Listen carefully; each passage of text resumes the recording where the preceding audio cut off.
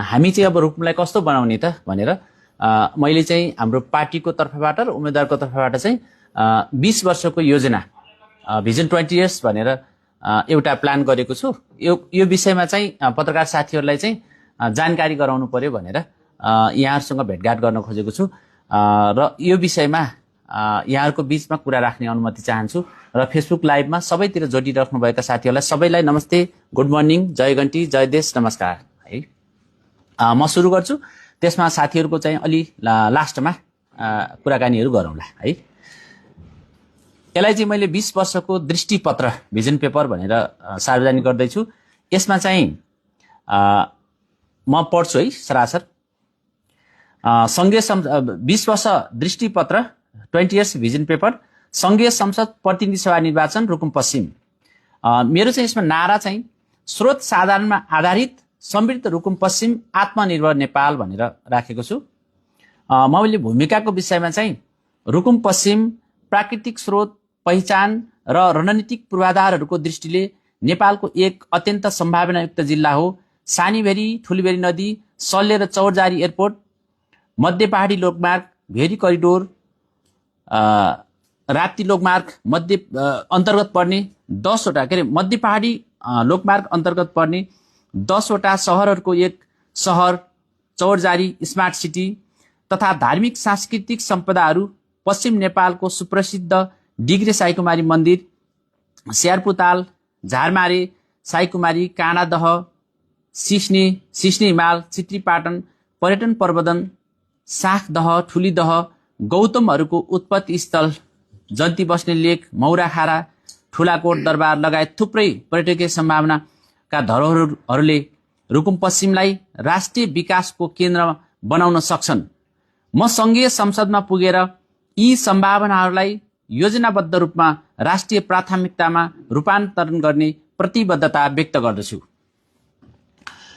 यसमा हाम्रो दृष्टिकोण के छ त भन्दा स्रोत साधारणमा आधारित दिगो विकास गर्ने, कृषि, पर्यटन र पूर्वाधारको एकीकृत मोडल। अब हामी टुक्रे मोडल होइन, हामी एकीकृत मोडलको रूपमा विकास गर्न सकेनौँ भने हामी दिगो विकास हुँदैन भनेर त्यो कुराहरू छ। रोजगारी सहितको आर्थिक समृद्धि, सुशासन, पारदर्शिता र सामाजिक न्याय, आत्मनिर्भर स्थानीय अर्थतन्त्र, समावेशी र न्यायपूर्ण समाज, गुणस्तरीय शिक्षा र स्वास्थ्य।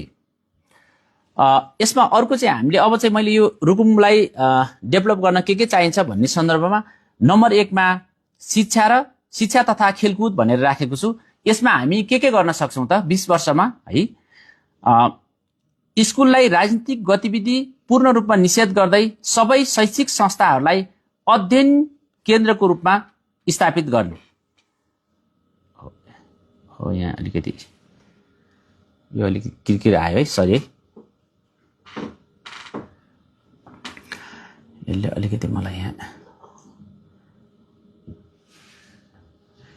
स्क्रिनमा अलिकति एकैछिन समस्या आयो है स्क्रिनमा। ल ठिक छ। र शिक्षकहरूको तलब सबैभन्दा बढी बनाउँदै शिक्षण पेसालाई देशैभरिमा सम्मानित पेसाको रूपमा समाजमा स्थापित गर्ने। अनि प्रत्येक स्थानीय तहमा नमुना विद्यालयहरू, आवासीय सेवा सुविधा सहित खेलकुद, ल्याब, प्रविधि मैत्रीपूर्ण तरिकाले हामीले सुरुवात गर्नुपर्नेछ। र प्राविधिक र व्यावसायिक शिक्षालाई अलि बढी बढावा दिनुपर्नेछ। दलित, महिला, विभिन्न वर्गका लागि छात्रवृत्तिको व्यवस्था गर्नुपर्नेछ। शिक्षक तालिम र डिजिटल शिक्षा भनेर राखेको छु। रुकुम पश्चिमका हरेक पालिकाहरूमा सुविधा सम्पन्न फुटबल, भलिबल र क्रिकेट स्टेडियमहरू, रुकुममा पछिल्लो पटक चाहिँ खेलकुदमा निकै आकर्षण छ। राष्ट्रिय खेलाडीहरू पनि उत्पादन भइराख्नु भएको छ। यो कुरालाई पनि ख्याल गर्नको निम्ति हामी अगाडि यसलाई राज्यले नै व्यवस्था गर्नुपर्ने परिस्थिति सिर्जना गर्नुपर्नेछ। नम्बर 2 मा स्वास्थ्य। सबै स्वास्थ्य केन्द्रहरूलाई अनुसन्धान केन्द्रको रूपमा विकास गर्ने। जिल्ला अस्पताल जुन छ अहिले चाहिँ कस्तो छ भने प्राथमिक उपचार अथवा सानो सानो मात्रै उपचार गर्ने जुन छ, यसलाई विशेषज्ञ सेवा सुविधा सहित स्तरोन्नति गर्ने भनेर राखेको छु। चौरजारीको मिसन अस्पताललाई स्तर उन्नति गर्ने, आर्बिसकोटको नगर अस्पताललाई विशेषज्ञ सेवासहित स्तर उन्नति गर्ने। अनि यति 3टा अस्पताललाई हामीले विशेषज्ञ सेवा बनाउन सक्यो भने रोगमिलेहरू चाहिँ नेपालगञ्ज काठमाडौँ जाने परिस्थितिको अन्त्य हुन सक्छ भन्ने मेरो बुझाइ छ। र गर्भवती, अपाङ्ग र ज्येष्ठ नागरिकहरूलाई निःशुल्क सेवा। नम्बर 3 मा रुकुम पश्चिम राष्ट्रिय सम्भावनाको केन्द्र भनेर मैले एउटा टपिक राखेको छु। त्यसमा चाहिँ नदी र जलस्रोत विकास। अब हामीसँग चाहिँ सानीबेरी र ठुलीबेरी नदीमा जल उत्पादन गर्न सक्ने निकै ठुलो सम्भावना छ। यसको अध्ययन सुरुवात गर्ने। अर्को, स्यार्पु तालबाट यो विद्युत उत्पादनको सम्भावना अध्ययन भइरहेको छ र यसबाट ठुलो लगभग 334 मेगावाट वरिपरि हाइड्रो पावर निकाल्न सकिन्छ भनेर अध्ययन भइरहेको छ। यसलाई द्रुतर गति दिने र स्यार्पु हाइड्रो पावरबाट हाइड्रोजन प्रोडक्सनको पनि, हाइड्रोजन उत्पादनको पनि एउटा सम्भावना अध्ययन गर्नुपर्छ भनेर मैले यो विषयलाई उठान गरेको छु। अब जलीघाट विद्युत उत्पादनलाई तीव्रतर रूपमा गति दिने। अब यिनी लघु तथा मध्यम जलविद्युत आयोजनाहरू जुन छन् तिनीहरूलाई चाहिँ हामीले मर्मत सम्भार गर्नुपर्ने छ र थप विकास गर्नुपर्ने छ। अब नदी किनार कृषि करिडोरहरूको विषयमा मैले यहाँ राखेको छु। जल पर्यटन सम्भावनाको विषयमा पनि हामी अध्ययन गर्ने कुराहरू राखेको छु।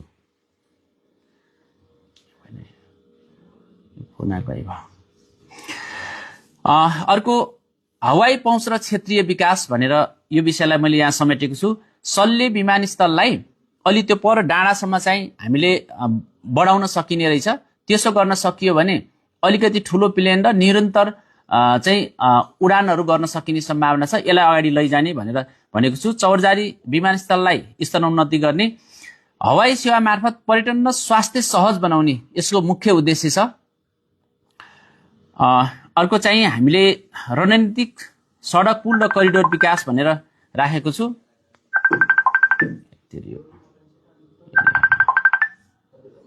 यो चाहिँ फेरि अर्को समस्या हो।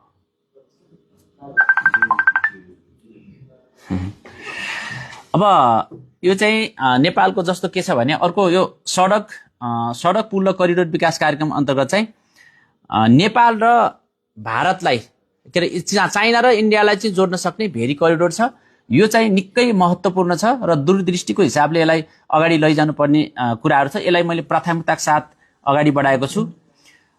अर्को चाहिँ मध्य पहाडी अन्तर्गत पर्ने चौरजारी जाजरकोटको यो पुल, अब यसले निकै ठुलो चर्चाको विषय पनि पाएको छ। यो चाहिँ यसको निकै ठुलो महत्त्व छ। यसलाई चाहिँ द्रुत गतिमा अगाडि लैजाने प्रतिबद्धताको रूपमा मैले यहाँ अगाडि सारेको छु। अब मध्य पहाडीको वैकल्पिक राजमार्गको रूपमा रहेको यो मुसिकोट सल्लेबाट चाहिँ रुकुमकोट जोड्ने छ। यो छोटो पनि छ। यहीँ मुसिकोटबाट मात्रै अल्टरनेटिभ एउटा सम्भावना छ। यसलाई पनि अगाडि लैजाने विचार तपाईँहरूसँग राख्दछु। अनि अर्को चाहिँ यो छिनखेत, कुनाखेत लागिम हुँदै रुकुमकोट जोड्ने त्यो छोटो र अलि महत्त्वपूर्ण कुराहरू छ। यसलाई अगाडि लैजाने कुराहरू राख्न चाहन्छु। अर्को चाहिँ हामीले यो फेसबुकमा यो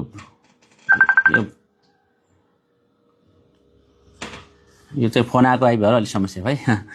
अर्को चाहिँ हामीले रिम्ना बलिबाङ हुँदै सिमली हुँदै यतापट्टिबाट सिधै यो छिनखेत जोडेर त्यही रुकुमकोट पुग्नेछ। त्यो चाहिँ भेरी करिडोरको सहायक जस्तो रोड छ, रुकुम सेक्टर पर्ने। त्यो चाहिँ अलिक महत्त्वपूर्ण छ। त्यसलाई चाहिँ हामीले अगाडि लैजाने प्रतिबद्धताको रूपमा मैले यहाँ राखेको छु। यो झुलेटा हुँदै नुवाकोट हुँदै चौरजारी जोड्ने, यो बैरागी ठाँटी हुँदै यो अहिले काम पनि भइरहेको छ। त्यसलाई धेरै खण्डहरूमा काम बाँकी छ। त्यसलाई पूर्णता दिने, द्रुतर गतिमा अगाडि लैजाने भन्ने कुराहरू गरेको छु। त्यो यता नुवाकोट डाँडाबाट माथि लेकबाट हाम्रो चाहिँ 14 नम्बर हुँदै तल कोटजारी हुँदै चौरजारी जोड्ने छ। त्यो कुराहरू पनि मैले यहाँ राखेको छु। यता चाँफा झुलखेत हुँदै मुसिकोटको वडा नम्बर 10 मा जाने रोडहरू छ। यो कुराहरू छ। अनि अर्को चाहिँ यो हालको मध्य पहाडीसँगै वैकल्पिक मध्य पहाडी यता रुकुम पश्चिमको छेउबाट पूर्व र पश्चिमबाट माथि चाहिँ उच्च पहाडी हुँदै डोल्पासम्म जोड्ने त्यो पर्यटकीय राजमार्गको रूपमा पनि हामीले अगाडि लैजानुपर्छ भन्ने हिसाबले प्लान गरेको छौँ। अनि अर्को चाहिँ रिम्नामा हामी चाहिँ पर्यटकीय हिसाबले त्रिकोणात्मक एउटा झोलुङ्गे पुलको कन्सेप्ट चाहिँ मैले अगाडि बढाएको छु। डिग्रे साइकोबानी मन्दिरको वरिपरिको दुईटै साइडको अब नजिक छ, त्यहाँ धेरै मान्छेहरू जान्छन्। मेलादेखि लिएर मान्छेहरूको चाहिँ एकदम धार्मिक आस्थामा पश्चिम नेपालको एकदम प्रसिद्ध डिग्री साइकुमानी मन्दिर छ, त्यसलाई चाहिँ वरिपरिको बाटोलाई चाहिँ चाँडै नै पक्की गर्ने भनेर चाहिँ यो राखेको छु। अब प्रत्येक स्थानीय तहमा अहिले चाहिँ रिक्रिएसन सेन्टरहरूको चाहिँ जरुरी छ। मान्छेहरू खेल्ने पार्कहरू चाहिँ प्रत्येक पालिकामा अलि ठुला ठुला पार्कहरू, पिकनिकदेखि लिएर बच्चा बच्ची खेल्ने पार्कहरूको रूपमा हामीले यसलाई विकास गर्नुपर्ने छ र 6वटा पालिकामा चाहिँ हामी ठुला ठुला पार्कहरू निर्माणको केन्द्रको रूपमा अगाडि बढाउनेछौँ। अर्को यो अलिकति नै यो चाहिँ यहाँ भयो भने एकैछिन है, खास यहाँ साइलेन्ट गरेको छु भने यो चाहिँ अलि समस्या भयो है। ल यसलाई मैले अब अनि अर्को चाहिँ हामी यो विद्युतीय सवारी साधन छ, यसलाई चाहिँ प्राथमिकतामा राखेका छौँ। र अब अरू साना साना गाउँ बस्ती जोड्ने अब मौसमी सडकहरू छन्, यिनीलाई हामीले अगाडि लैजाने मौसमी सडकहरूलाई पनि 12 महिने चल्ने कसरी बनाउन सकिन्छ भन्ने विषयमा पनि हाम्रो केन्द्रमा रहेको छ। अर्को नम्बर 4 मा सूचना सञ्चार र प्रविधिको विषयमा राखेको छु। अब जिल्लाका हरेक ग्रामीण बस्तीहरूमा, ग्रामीण बस्ती र ग्रामीण सहरहरूमा यो तीव्र गतिको इन्टरनेट, अब अहिलेको इन्टरनेटको जमानामा छ, यो ढिला भइराखेको छ, यसलाई कसरी अगाडि लैजान सकिन्छ भनेर हामीले सोचिरहेका छौँ। विद्युत नपुगेका ठाउँहरूमा विद्युतीकरणलाई तीव्रतर गतिमा विस्तार गर्ने कुराहरू छ। अब हाम्रो यति धेरै फोन नेटवर्कहरू टिप्दैन, फोन नेटवर्कहरू नटिप्ने ठाउँमा टावरहरूको चाहिँ थप गरिने कुराहरू मैले यहाँ राखेको छु। अब सम्पूर्ण सरकारी सेवाहरूलाई अनलाइनमा लगेर पारदर्शिता बनाउने कुराहरू हाम्रो प्राथमिकतामा पर्छ र हाम्रो केन्द्रको पोलिसी पनि यो रहेको छ। नम्बर 5 मा जलवायु, वातावरण, कृषि तथा कृषि भूमि करिडोर विकास भनेर मैले रुकुमको सन्दर्भमा यसलाई यसरी अगाडि बढाउने गरिरहेको छु। यो त अलि समस्या भयो। अनि जिल्लाभरिको कृषि योजना तयार पारेर कृषि योजना, गुरु योजना बनाउने र यसलाई नमुना एकीकृत कृषि आयोजनाहरू, मैले पहिला भनेको जस्तो टुक्रे कुराहरू होइन, टुक्रे कुराहरूलाई चाहिँ छोडेर अब हामी एकीकृत रूपमा व्यावसायिक रूपमा यी कुराहरूका सुरुवात गर्नुपर्ने छ। अब रुकुम पश्चिममा मुख्य उत्पादनहरू अब प्याज, रायोको बिउ, मुलाहरू होइन, सुन्तला, किवी, कफी, कपास, अदुवा, टिमुर, बेसार, अलैँची, ओखर, दुध उत्पादन, यार्सा गुम्बा लगायतका थुप्रै जडीबुटीहरूको राम्रो सम्भावना रहेको छ। यी कुराहरूलाई चाहिँ हामी व्यवस्थित गरेर थप चाहिँ व्यावसायिक परियोजना मार्फत अगाडि बढ्ने कुराहरू छ। कृषि, औषधीय तथा व्यावसायिक परियोजनाका लागि कडा नियमन सहित गाँजा खेती र उपयोगको नीति, यो चाहिँ अहिलेको चर्चाको विषय छ। अहिलेको चाहिँ यो फेसबुकमा मेरो हैरान भयो, बन्दै गरिदिए। अब जस्तो कृषि परियोजनाको निम्ति हामीसँग जे चिज छ यसलाई चाहिँ नियमन गर्ने, यो चाहिँ एकदम महत्त्वपूर्ण कुरा छ र यसले नेपालको अर्थतन्त्रमा निकै ठुलो टेवा पुर्याउन सक्छ भन्ने छ। यदि हामीले चाहिँ यसलाई कडा नियमन सहित यसको उपयोगको नीति बनाउन सकियो भने यसले राम्रो गर्न सक्छ भनेर यो कृषिमा मेरो 1 नम्बर योजनाको रूपमा अगाडि राखेको छु। कृषि उत्पादन बजारसम्म पुर्याउन कृषि एम्बुलेन्सको व्यवस्था गर्ने कुराहरू राखेको छु। अब अर्को चाहिँ नदी करिडोरमा कृषि विकास करिडोरको रूपमा अगाडि लैजाने, किनभने हामीलाई त्यो नदी करिडोरमा सिँचाइदेखि लिएर सबैको सुविधा हुन्छ र प्रोडक्सन पनि अलि हाई हुने भएकोले यसलाई अलिक केन्द्रित गर्न सकियो भने रुकुमको कृषिले चाहिँ धान्न सक्ने परिस्थिति सिर्जना गर्न सकिन्छ भन्ने छ। व्यावसायिक फलफुल, तरकारी, पशुपालनको कुराहरू भइहाल्यो। किसानलाई बजार र भण्डारणको सुविधाहरू, व्यावसायिक कृषि र पशुपालन प्रवर्धन गर्ने कुराहरू, मल बिउ, प्रविधि, बजार पहुँच, किसानका लागि सहुलियत ऋण, कृषि उत्पादनमा आधारित उद्योग स्थापना कति धेरै भएको छन् त्यसलाई थप विकास गर्ने र त्यसलाई प्रयोग गर्ने। जलवायु परिवर्तन सम्बन्धी कडा कदम, हामीले जलवायु सम्बन्धी कडा कदम चाल्न सकेन भने यो दूरगामी असर पर्ने देखिन्छ। त्यसकारण पनि हामी यसलाई सँगसँगै र कृषिसँगै मैले यसलाई जोडेर लगेको छु। जिल्लामा रहेका ठूला तथा साना बजारहरूमा ढल व्यवस्थापन अनिवार्य। जिल्लाभरिको फोहोर व्यवस्थापन केन्द्रलाई फोहोरबाट मोहोर बनाउने नीति, किनभने हामीले अहिले चाहिँ अब बजार चाहिँ सानो भएको कारणले गर्दाखेरि अब यसको महत्त्व थाहा नभएको जस्तो अथवा हामीले यसलाई केन्द्रित नगरेको जस्तो छ। तर यसलाई हामीले दीर्घकालीन रूपमा चाहिँ फोहोर व्यवस्थापनलाई मोहरमा रूपान्तरण गर्ने प्रविधि हामीले अपनाउन सक्यो भने यसले निकै राम्रो गर्न सक्ने सम्भावना रहेको छ। यो पनि हाम्रो एउटा नीतिमा छ। यसको मुख्य लक्ष्य के हो भने किसानको आम्दानी दोब्बर बनाउने, रुकुम पश्चिमलाई कृषिको केन्द्र बनाउने, दुईटा चाहिँ यसको मुख्य लक्ष्य छ।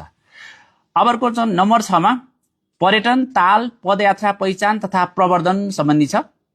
यसमा मैले प्राकृतिक पर्यटनको रूपमा ठुलीदह, साँखदह, स्यार्पु ताललाई वैज्ञानिक अध्ययनका आधारमा पर्यटकीय हबका रूपमा विकास गर्ने भनेर एउटा राखेको छु। अर्को चाहिँ हामी होमस्टे र ग्रामीण पर्यटन, रिजोर्ट, वातावरण मैत्री पूर्वाधार तथा सम्भाव्य स्थलहरूमा होमस्टे सहित अन्य पूर्वाधारको विकास गर्ने, पर्यटन क्षेत्रका लागि दक्ष प्रशिक्षित स्थानीय जनशक्ति उत्पादन गर्ने, युवा गाइड तालिम, पर्यटन व्यवसाय प्रबन्धनका लागि व्यवसाय मन्त्री नीति, सहुलियत र प्रोत्साहनको व्यवस्था गर्ने, ऐतिहासिक स्थल संरक्षण, स्थानीय कला, भाषा र संस्कृतिको प्रवर्धन गर्ने नीति लिइनेछ।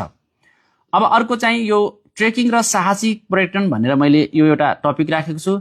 सिस्ने राउन्ड पदमार्गको व्यवस्थित निर्माण तथा प्रवर्धन गर्ने, पहाडी ट्रेकिङ रुटहरू पहिचान्न प्रवर्धन गर्ने। अब यति धेरै पहाडी पर्यटनहरू छ। अब यो पहाडी रुटहरूलाई हामीले ट्रेकिङको रूपमा डेभलप गर्न सक्यो भने यसले निकै ठुलो योगदान पुर्याउन सक्छ भन्ने छ। र यसमा राष्ट्रिय तथा अन्तर्राष्ट्रिय पर्यटन लक्षित प्याकेजहरूलाई हामीले रुकुम जिल्लामा ल्याउन सक्यौं भने यसले पनि एउटा ठुलो महत्त्व राख्दछ भन्ने छ। अर्को नम्बर 7 मा धार्मिक, ऐतिहासिक र सांस्कृतिक धरोहरहरू।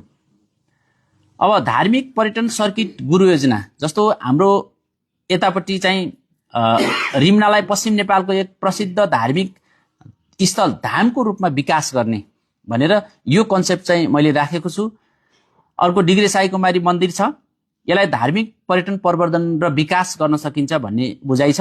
अर्को गोतामकोट गौतम वंशहरूको ऐतिहासिक उत्पत्ति स्थल, अब यसलाई त्योभन्दा माथि अर्को चाहिँ हाम्रो चित्रीपाटन छ, त्यसलाई जोड्न सकियो भने यसले चाहिँ दिगो विकासमा समाजमा निकै ठुलो योगदान दिने सम्भावना रहेको छ। यो त्यसैले यो प्राथमिकतामा राखेको छु। अब ठुलाकोट दरबारलाई संरक्षण गर्दै पर्यटन प्रवर्धन गर्ने, स्थानीय संस्कृति जस्तो मयूरनाच, सिङ्गारू, टप्पा तथा लोक सांस्कृतिक भाषा र परम्पराको संरक्षण गर्ने, यसले पनि यहाँको पर्यटन प्रवर्धनमा निकै ठुलो योगदान पुर्याउन सक्छ। अब नम्बर 8 मा स्मार्ट सिटी र ग्रामीण शहरी विकास भनेर मैले यो एउटा टपिक राखेको छु। अब यी हामीले चाहिँ रुकुममा विकास गर्दाखेरि चाहिँ एकीकृत मोडलको कन्सेप्टबाट हामीले गर्नुपर्नेछ। अब मध्य पहाडी लोकमार्गसँग जोडिएको चौहजारीमा भएको निर्माणाधीन एउटा नयाँ सहर आयोजना छ, त्यसलाई द्रुत गतिमा विकास र थप विकास गर्नुपर्ने छ, त्यसलाई अगाडि लैजाने। अब रुकुम जिल्लाभित्र रहेका बस्तीहरू जस्तो साना साना अब राडी, छिनखेत, सिमली, सिमरुद, सोलाबाङ, झुल्नेटा, चौफा यिनी साना साना बजारहरू छन्। यिनलाई ग्रामीण सहरका रूपमा विकास गर्ने र त्यसमा हामीले आधुनिक शिक्षा, स्वास्थ्य, बजार, आवास यस्ता यस्ता कुराहरूलाई सुविधालाई केन्द्रित गर्न सकियो भने मान्छेहरूको चाहिँ बसाइसराई रोक्ने देखि लिएर धेरै कुराहरू छ। मान्छेहरू बस्यो भने विकास हुने न हो, त्यहाँ चाहिँ हामीले यी फेसिलिटीहरू प्रोभाइड गर्न सक्यो भने यसले चाहिँ राम्रो सम्भावना छ रुकुममा। अब अर्को डिजिटल सेवा र हरित प्रविधि, यो स्मार्ट सिटीको कन्सेप्टमा जाँदाखेरि हामीले यी कुराहरू गर्न सकियो भने यसले थप रुकुमलाई विकासको गतिमा लैजान सक्छ भन्ने बुझाइरहेको छ। नम्बर 9 मा युवा रोजगारी र उद्यमशीलता, पर्यटन, कृषि निर्माणमा स्थानीय रोजगारी, सिपमूलक तालिमहरू प्रोभाइड गर्नुपर्ने छ। वैदेशिक रोजगारीमा फर्केका युवाहरूका लागि लगानी कोषको कुराहरू छ। स्टार्टअप र सहकारी मोडल, युवा उद्यमशीलता कोष, स्वदेशमै रोजगारी सिर्जना गर्ने, यी कुराहरू महत्त्वपूर्ण छन्, हामीले यसलाई अगाडि बढाएका छौँ। नम्बर 10 मा महिला बालबालिका, दलित र समावेशी विकास भनेर मैले एउटा च्याप्टर राखेको छु।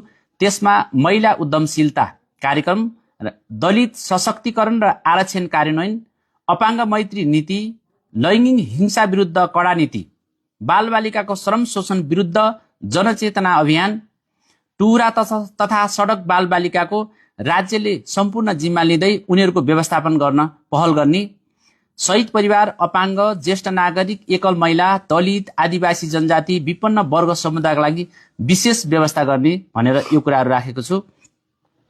अर्को नम्बर 11 मा विपद व्यवस्थापन सम्बन्धी अब हामी अहिलेसम्म यसो रुकुममा हेर्दाखेरि विपद व्यवस्थापन सम्बन्धी खासै त्यति धेरै पहल गरेको देखिँदैन। त्यसकारण हामीले एउटा फुड ब्याङ्क चाहिँ स्थापना गर्न सकियो भने हामीले खानाहरू चाहिँ राख्न सकियो। अब त्यसलाई चाहिने चामल लगायत यस्ता यस्ता कुराहरू राख्न सकियो भने आपद विपद परेको मान्छेलाई तुरुन्तै हामीले सहयोग गर्न सक्छौँ। त्यसकारण एउटा फुड ब्याङ्कको कन्सेप्ट राखेको छु। अर्को चाहिँ एउटा कपडा ब्याङ्क क्लोथ ब्याङ्कको कन्सेप्ट राखेको छु र सबै स्थानीय निकायहरूमा पहिला नै स्वयंसेवकहरू तयार पारेर तालिम प्राप्त बनाएर हामीले ती कुराहरूलाई यो विपदलाई पनि कम बनाउन सक्छौँ अथवा चाँडै नै त्यसलाई चाहिँ सेवा पुर्याउन सक्छौँ भन्ने छ। विपद व्यवस्था सम्बन्धी अरू आवश्यक सामग्रीहरू पनि पहिला नै तयार हुनु पर्यो नि त, होइन? अब यो prevention is better than care भन्छ नि त। त्यसकारण त्यो कन्सेप्टमा हामी अगाडि बढ्नुपर्छ भनेर यो कुरा राखेको छु। अब जिल्लाभरि निर्माण हुने भौतिक संरचनाहरूलाई भूकम्प प्रतिरोधी बनाउन तालिम दिने के। अब अहिले पनि हाम्रो 2023मा भूकम्प गयो, अब अहिलेसम्म पनि त्यो तालिमहरू पनि कसैले दिएको जस्तो देखिँदैन। यी कुराहरू भूकम्पले मान्छे आफै मार्ने त होइन नि, मान्छेले बनाएका संरचनाहरूले गर्दाखेरि चाहिँ भूकम्प ती संरचनाहरू कमजोर हुन्छन्। ती कमजोर संरचनाहरू भूकम्प आउँदा भत्किन्छ र त्यसैले नै मान्छेको चाहिँ लस गरिरहेको हुन्छ नि त। त्यो कुराहरू छ। अब जोखिममा रहेका बस्तीहरूमा जनचेतना जगाउँदै बस्ती स्थानान्तरण गर्ने कुराहरू मैले यो उसमा राखेको छु। अर्कोमा नम्बर 12मा लागु औषध तथा दुर्व्यसनी भनेको छु। अब यसमा चाहिँ हामी जनचेतना नै हो, मुख्यतः शिक्षा नै हो र जनचेतना अभियान सुरुवात गर्ने भनेर राखेको छु।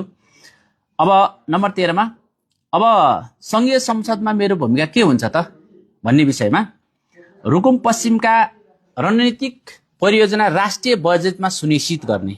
अब मैले अलिकति माथि भने कतिपय कुराहरू छुटेको पनि होला। यसलाई चाहिँ हामी राष्ट्रिय बजेटमा सुनिश्चित गर्न सक्ने गरी योजना बनाउन सक्यौँ भने रुकुमको विकासलाई अर्को फड्को मार्ने गरी अगाडि लैजान सकिन्छ भन्ने मेरो बुझाइ छ। नीति कानुन र लगानी मैत्री वातावरण निर्माण गर्ने। रुकुममा यता धेरै ठुला मेगा प्रोजेक्टहरू पनि छन्, त्यसको निम्ति सबैभन्दा पहिला नीति चाहियो र कानुन बनाउनु पर्यो र विश्वासिलो लगानी मैत्री वातावरण बनाउन सकियो भने देश विदेशमा रहेका नेपालीहरू र यहीँ भएका नेपालीहरूले पनि त्यसमा लगानी गरेर यहाँका ठुला प्रोजेक्टहरू निर्माण गर्न सकिन्छ। त्यसको निम्ति पनि मैले पहल गर्ने प्रतिबद्धता जाहेर गर्दछु। सङ्घ प्रदेश स्थानीय तहबीच प्रभावकारी समन्वय।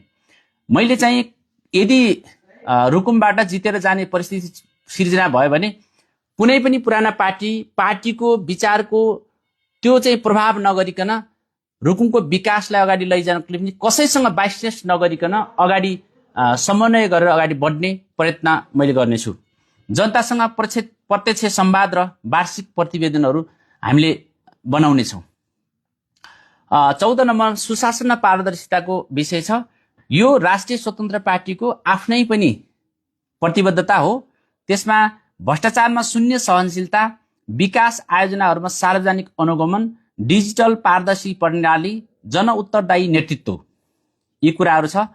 अब अन्तिममा सम्पूर्ण मतदाता महानुभावहरू, अब परिवर्तन नारामा होइन योजनामा हुनुपर्दछ। रुकुम पश्चिमलाई पिछडिएको होइन सम्भावनाको जिल्ला बनाउने छु। प्राकृतिक स्रोत, संस्कृति र जनशक्तिलाई राष्ट्र निर्माणमा जोड्नेछु। रुकुम पश्चिमको भविष्य तपाईँको हातमा छ। जनताको सेवक बनेर इमान्दारितापूर्वक काम गर्नेछु। जनताको सेवक बनेर इमान्दारितापूर्वक काम गर्नेछु। रुकुम पश्चिमको उज्यालो भविष्यका लागि तपाईँको अमूल्य मत र समर्थनको अपेक्षा गर्दछु। धन्यवाद। जय घन्टी, जय देश, नमस्कार। अब मैले चाहिँ यही कुराहरू राखेको छु। अब पत्रकार साथीहरूसँग केही त्यस्तो भयो भने मैले अन्त्य गर्छु। ल, धन्यवाद। हो, यसले फोन आइगएर बडो डिस्टर्ब हुँदो रहेछ है। एउटा मेरो दुईटा चाहिँ यो गाँजा खेतीको कुरा। हजुर। अहिले यो कस्तो भने भोटबाजी पनि चलिरहेको छ कि उम्मेदवारहरूको चाहिँ गाँजा खेतीलाई वैधानिक दिने भनेर धेरै ठाउँको आइरहेको छ। सबैको नयाँ होइन, सबैको पनि आयो नियम सहितको गाँजा खेतीलाई वैधानिक दिने कुरा होइन। कृषिमै पहिलो प्राथमिकता। यसको साँच्चीकै आवश्यकता भएर अथवा कानुनी बाटो पनि मिलाउन सकिने भाव भएर हो कि भोटबाजीको हिसाबले यसो चर्चामा आउनलाई हो एउटा कुरा।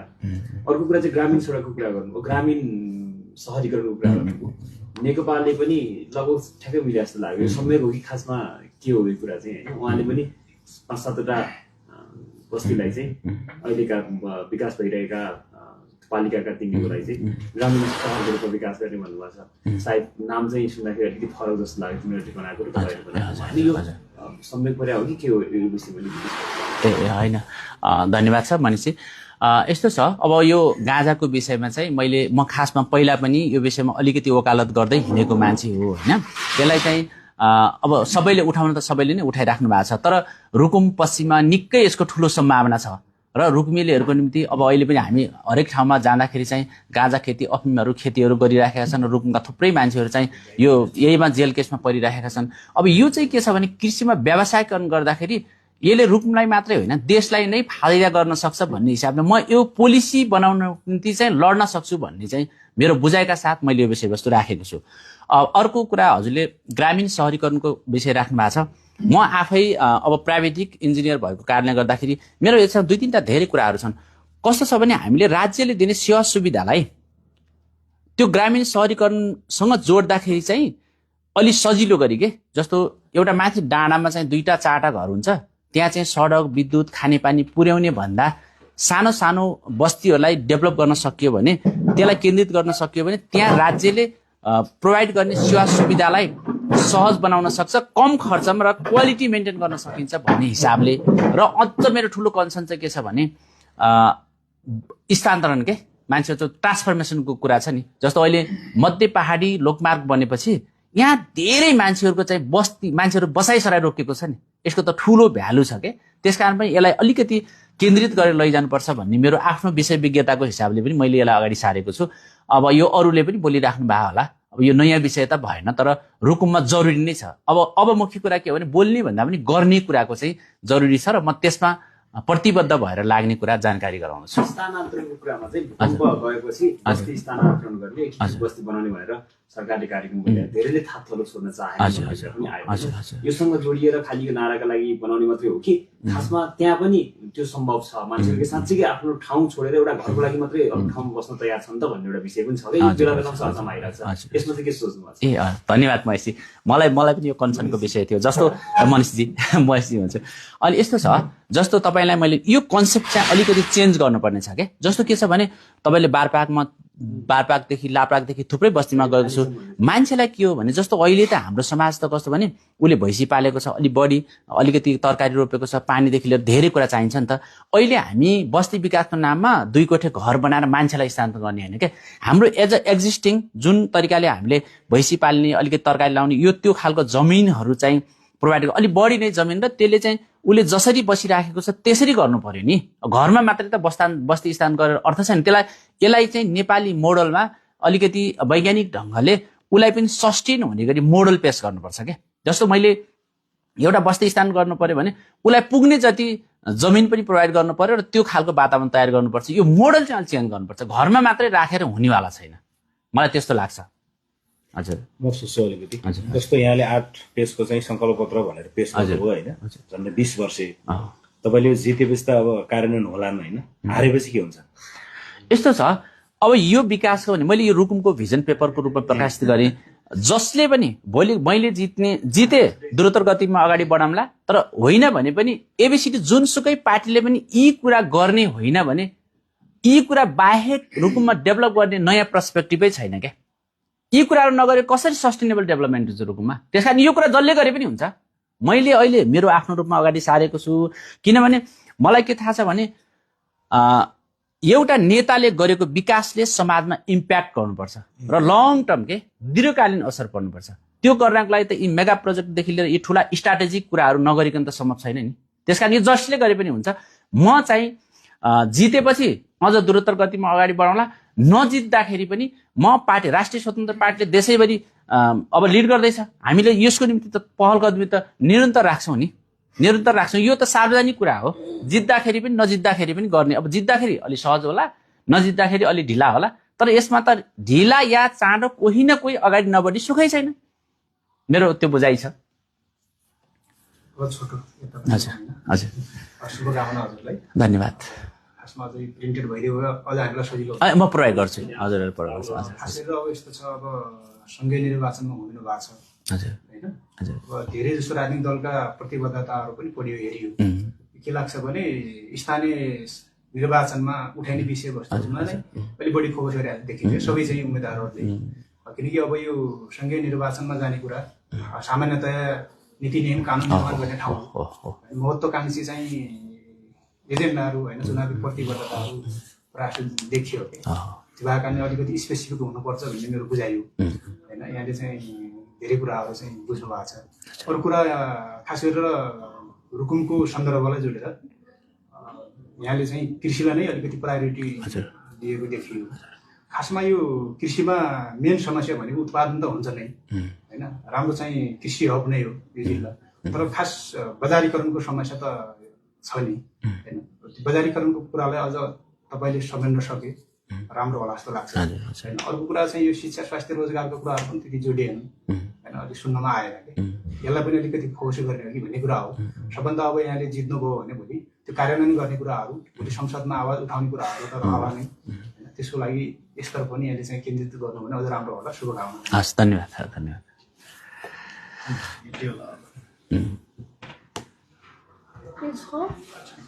अरू कसैका छन् एउटा जिज्ञासा छ यो 20 वर्षको योजना सुनाउनु भयो अब एउटा सरस्वती हेर्दाखेरि समग्रमा ठिकै देखिन्छ अब कार्यान्वयन भएपछि अब अरू कुरा गर्नुभयो यो विषयभन्दा अलिकति बाहिरको चुनाव लक्षित रुकुम पश्चिममा लामो समयदेखि खास गरेर एउटै राजनीतिक शक्ति प्रभावमा छ लगभग 18 वर्ष नै भयो 2064देखि यता एउटै शक्ति छ यस्तो अवस्थामा तपाईँहरूले त्यो वर्चस्व तोड्ने वास्तविक आधार के देख्नुहुन्छ अहिलेको चुनावमा राष्ट्रपाले तोड्ला त त्यो वर्चस्व रुकुम पश्चिममा धन्यवाद छ मलाई के थाहा छ भने रुकुमेली जनताहरू चाहिँ एकदमै धेरै सचेत हुनुहुन्छ होइन हामी रुकुममा चुनाव जित्छौँ र राष्ट्रिय स्वतन्त्र पार्टी यसको लिड लिन्छ भन्ने 2-3टा कुराहरू म तपाईँलाई भन्न चाहन्छु नम्बर 1 कुरा के हो भने मैले अघि विकासको एउटा मोडलको कुरा राखेँ अहिलेसम्मको लिडरसिपले सस्टेनेबल डेभलपमेन्टको सुरुवातै गर्न सकेन त्यसकारण पनि हाम्रो आफ्नो प्लान मिसन भिजन लिएर रुकुम जिल्लालाई सस्टेनेबल बनाउने तरिकाले दिगो विकासको कन्सेप्टमा अगाडि बढिरहेका छौँ हामी यसलाई जनतामा कति बुझाउँछौँ भन्ने कुरा चुनौतीको विषय होला तर बिस्तारै के छ भने थुप्रै सचेत मान्छेहरूले चाहिँ बुझिराख्नु भएको छ त्यसकारण पनि हामी रुकुमको राजनीतिलाई परिवर्तन गर्न सक्छौँ भन्ने कुरा राख्न चाहन्छु दोस्रो कुरा के हो भने रुकुममा हजुरले भनेको जस्तो एउटै पार्टीको सत्ता निरन्तर लामो चल्यो सत्ता लामो चल्ने भनेको त भ्रष्टाचार पनि लामै चल्ने हो नि त भनेपछि उपभोक्ता समितिदेखि लिएर एउटा स्कुलको पालेसम्म पनि पार्टीका कार्यकर्ता भर्ती केन्द्र बनाइराखेका छन् भनेपछि यो कुरा त जनतालाई थाहा छ र अहिले जनता यसबाट आर्जित भएर दिन 2 गुणा रात 4 गुणा भनेको जस्तै उनीहरूका विरुद्ध मानसिकताहरू तयार गरेको छन् र यसको क्याच राष्ट्रिय स्वतन्त्र पार्टीले गर्छ र अगाडि लैजान्छ भन्ने छ तेस्रो कुरा के हो भने रुकुमका साथीहरू चाहिँ देश विदेश विश्वभरि नै छरिराख्नु भएको छ उहाँहरू हामीहरू सबै हिजो चाहिँ कुनै न कुनै पार्टीलाई समर्थन गर्थ्यौँ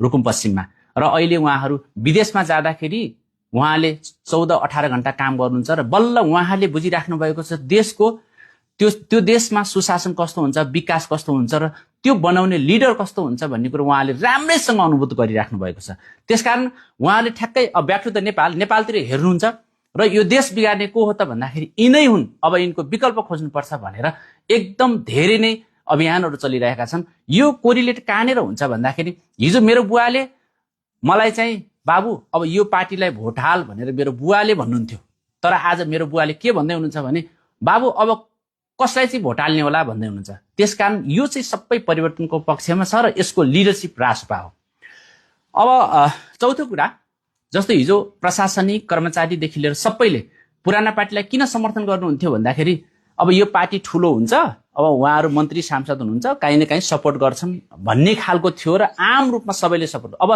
त्यो त राष्ट्रिय राजनीतिमा क्ल्याप्स भइसक्यो उहाँहरूको एउटाको विषय होइन अब राष्ट्रिय राजनीतिमा त राष्ट्रिय स्वतन्त्र पार्टीले चाहिँ लिड लिइरहेको छ प्रथम पार्टी राष्ट्रसभा बन्छ बहुमत सहित 5 वर्षको स्थायी सरकार चलाउँछ भने चाहिँ अब चाहिँ उहाँहरूले हामीलाई सपोर्ट गर्नु परेन त्यति मात्रै नगरेर थोरै गलत प्रवृत्तिलाई रोक्न सक्ने परिस्थिति सिर्जना भएको छ गलतलाई रोक्ने बित्तिकै त्यो राष्ट्रसभाको पक्षमा हुन्छ र हामी अगाडि लैजान्छौँ भन्ने कुराहरू छ त्यसकारण अहिले म 79 देखि नै प्रत्येक गाउँ घरको टोल टोलमा गएर हामीले जनताको मत सर्वेक्षणहरू गरेका छौँ। उहाँहरू सबै पार्टी परिवर्तन गर्न परेन, बस मत मात्रै परिवर्तन गरे पुग्छ भन्ने कुराहरू उहाँले राम्रोसँग बुझ्नु भएको छ। त्यसकारण मत परिवर्तन गर्न रुक्मिली जनताहरू एकदम आतुर हुनुहुन्छ र त्यसको निम्ति राष्ट्रिय स्वतन्त्र पार्टी विकल्प हो। अरू त अब पात्र प्रवृत्तिको बारेमा हामीले केही कुरा गर्न परेन। जनताहरू आतुर हुनुहुन्छ र हामी रुकुममा चुनाव जित्छौँ। धन्यवाद। अरू कसैको छ? ल धन्यवाद छ यहाँ सबैलाई। सक्यो होइन त? सक्यो। हामीलाई हेर्ने सबैलाई धेरै धेरै माया छ। अब चाहिँ यसो एउटा खुल्ला छलफल एक दिन बेलुका राखौँ लागि अनि अब यहाँ धेरै चाहिँ